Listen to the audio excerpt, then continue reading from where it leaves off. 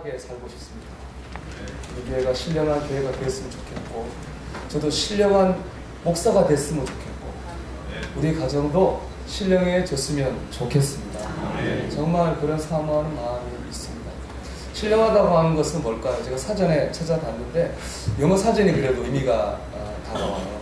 하나님의 존재를 느끼게 하는 신비한, 그게 바로 신령함이라고 하는 말해준 사전적 의미입니다. 맞죠? 교회 오면 하나님의 존재를 느껴야죠. 예배드리면 하나님의 존재를 느껴야죠. 이건 신비함이 있어야 되겠죠. 거기에 제가 이해하는 신령함의 의미를 더한다면 세상과 질적으로 다른입니다. 세상과 질적으로 다른. 그래서 신앙의 세계는 세상보다 조금 더 나은 곳이 아닙니다. 조금 더 평안하다든가, 조금 더 기쁘다든가, 조금 더 풍성한 곳이 신앙의 세계 아니라고 저는 생각합니다. 제가 믿고, 제가 체험하고, 제가 기대한 건 조금 더 나은 곳이 아니거든요. 전혀 다른 곳입니다. 세상에 줄 수 없는 평안, 세상에 줄 수 없는 기쁨, 세상에 줄 수 없는 충만함, 난 그 하나님 안에 있다고 믿습니다. 또한 그것을 기대합니다. 여러분, 이 한 해 우리가 그런 신령한 은혜를 누리기를 소망합니다. 제가 그런 신령함을 가장 크게 체험했던 것은 병상에서 병상 세례를 베풀었을 때입니다.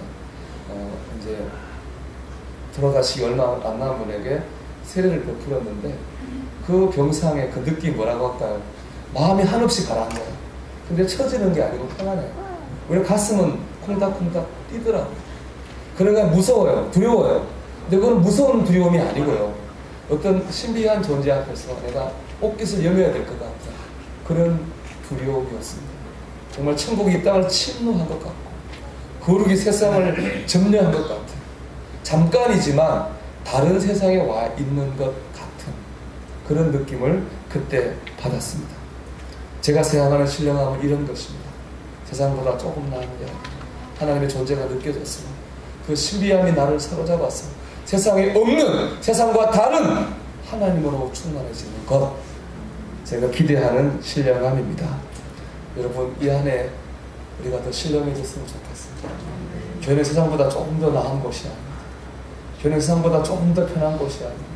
세상과 다른, 세상에 없는, 세상에 줄 수 없는 것으로 가득 찬 곳이 교회여야 된다고 믿고 기대합니다. 그런 교회를 세워가기를 주의 이름으로 축원합니다. 우리가 어떻게 하면 그런 신령한 신앙생활을 할 수 있겠습니까? 오늘 말씀 속에 답이 있다고 생각합니다. 우리 2장 14절을 한번 다시 한번 띄워봐 주시겠습니까? 2장 14절에 이런 말씀이 있습니다. 육에 속한 사람은 하나님의 성령의 일을 받지 아니한다고 했습니다. 여기 보면 육에 속한 사람을 헬라어로 보면 안드로포스입니다. 안드로포스라고 하는 것은 물론 그 앞에 이제 다른 수식어가 있긴 한데 우리가 말하는 자연인입니다. 엄마 뱃속에서 태어나서 돈 벌고 먹고 살고 그러다가 죽는 그런 자연인이죠. 그냥 사람이죠. 그런 사람을 육에 속한 사람이라고 그렇게 말하거든요. 그런 다음에는 15절을 보면 이렇게 나와 있죠. 신령한 자는이라는 말이 나옵니다. 이 신령한 자라는 말은 헬라어로 푸뉴마티코스입니다. 푸뉴마라고 하는 건 성령입니다. 우리가 하나님의 영, 성령이에요. 티코스라고 하는 건 안에 있다 이런 뜻이거든요. 그러니까 푸뉴마티코스라는 말은 성령이 안에 있는 사람. 여러분, 신령한 사람은 엄마 뱃속에서 안 태어난 사람이 아닙니다. 신령한 사람은 돈 안 버는 사람이 아닙니다. 신령한 사람은 밥도 안 먹는 사람 아닙니다. 신령한 사람은 안 죽는 사람이 아닙니다. 밖으로 보면 똑같아요. 보통 사람하고 똑같습니다.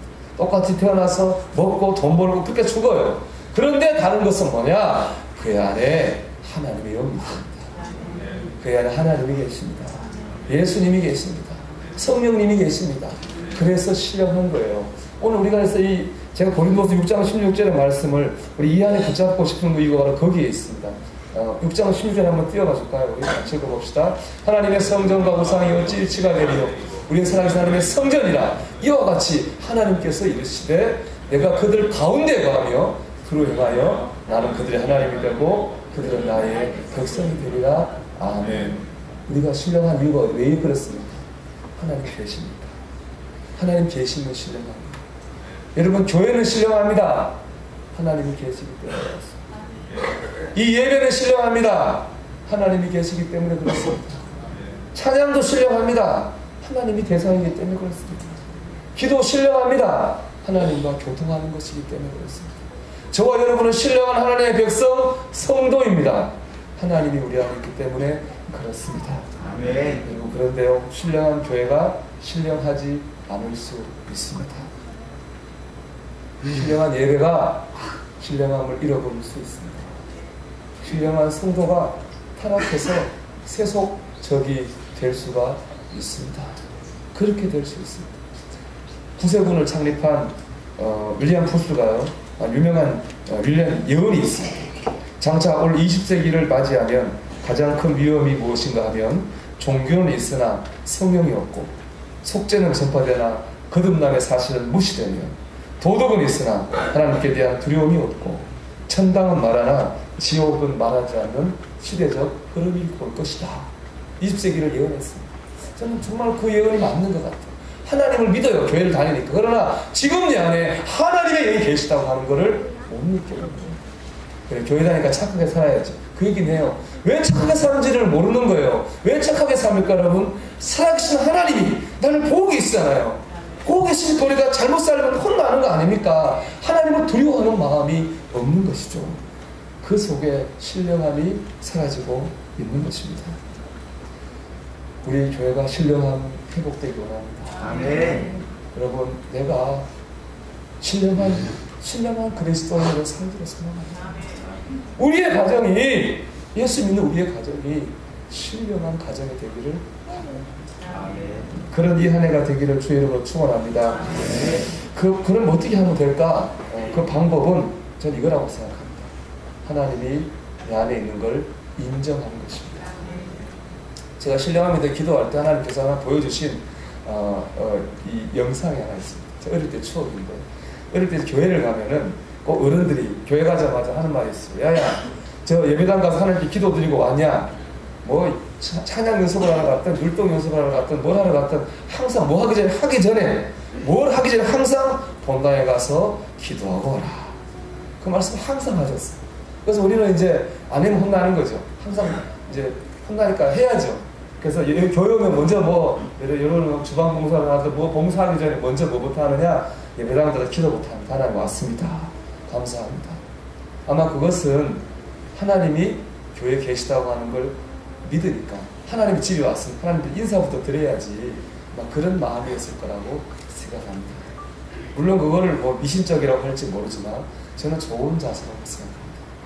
하나님이 거기 계시다고 믿을 때 그것은 신령해집니다. 아멘. 하나님이 교회에 계시다고 믿으면 교회가 신령해지는 것입니다. 그것이 우리가 신령해지는 방법입니다. 하나님이 교회에 계시다고 믿으면 교회가 신령한 거예요. 또 있습니다. 강화도에 있는 그 섬에서 있는 그 장로님 제가 들었습니다. 무태 나가 있는 자녀들이 오잖아요.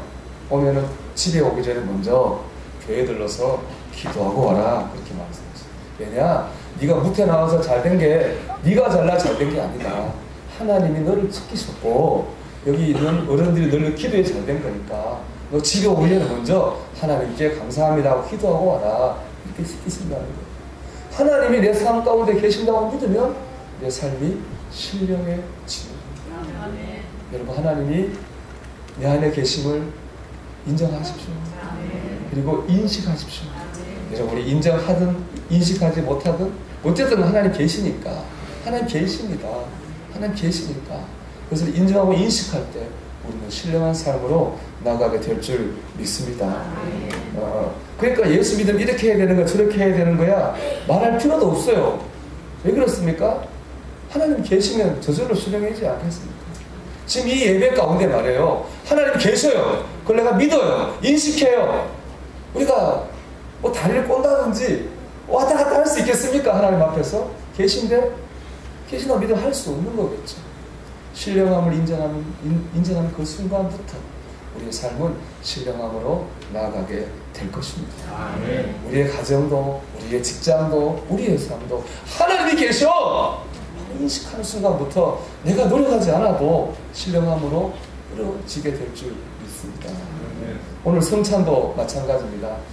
이 새해를 시작하면서 성찬을 받고 예배를 드리고 싶은 것도 그랬습니다. 그리스도의 살과 피를 우리 안에 영접하면서 주님이 내 안에 계심을 확인하는 예배가 되고 싶었습니다. 그런데 인간적으로 보면은 떡과 포도주에 불과합니다. 이건 또 전병을 쓰니까 전병에 불과하는 거. 과자 부스러기하고 포도 주스예요. 인간적으로 그렇습니다. 그러나 주님은 분명히 2000전에 말씀하셨어요. 이 떡은 떡이 아니야. 이건 너희를 위해 내어주는 나의 몸이라고 말씀하셨어요. 포도주, 이거 포도주 아니라고 말씀하셨어요. 너희의 죄를 위해 흘리는 내 언약의 피라고 말씀하셨어요. 그 말씀을 믿고 오늘 떡을 받고 그 말씀을 믿고 포도주를 마실 때에 우리가 그리스도의 살과 피를 먹고 마시게 될 것입니다. 이것은 신령한 음식이 되고 신령한 음료가 되고 그것을 받은 우리도 신령함을 체험하게 될 것입니다. 오늘 이 성찬을 통해서 우리가 하나님의 신령한 세계로 나아가기를 소망합니다. 마지막으로 하나 더 얘기하고 싶은 건 이런 게 있어요. 내가 지금 어떤 상태냐, 내가 육적인 삶이냐 영적인 삶이냐, 그 얘기를 하고 싶은데요.